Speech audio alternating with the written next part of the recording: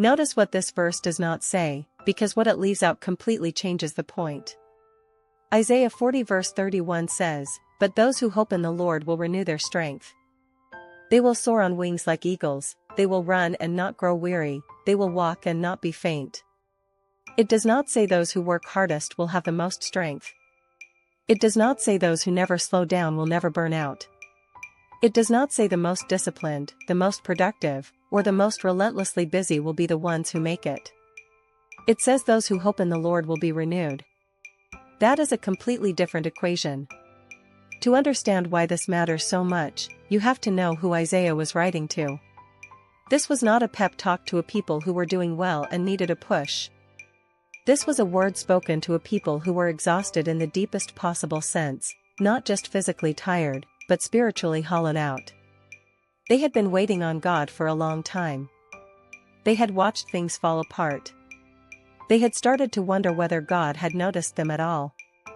Their question was not, "How do I achieve more?" Their question was, "Does God even see us anymore?"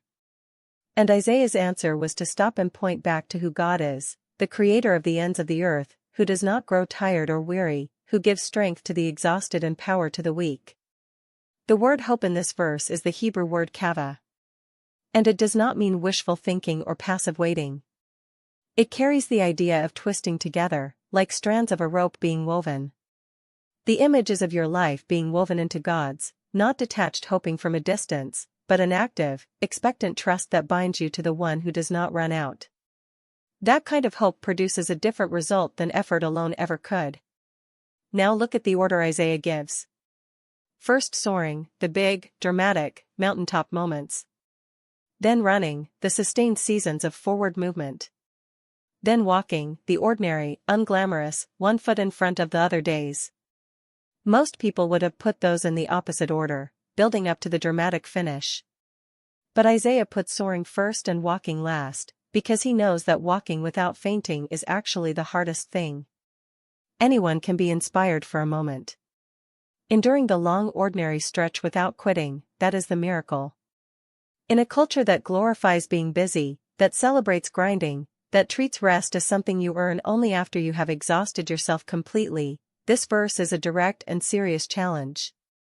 The hustle culture message is, push harder, sleep less, do more, and eventually you will arrive somewhere worth being. The Isaiah message is, you were designed to run on a source that does not deplete. And when you try to run on something else, on adrenaline, on ambition, on the approval of others, on sheer willpower, you will eventually find the floor. Sustainable strength does not come from doing more. It comes from staying connected to something that does not run out. The takeaway, if you are running on empty right now, the solution might not be more effort, it might be more trust. And learning to tell the difference between the two might be one of the most important things you ever do.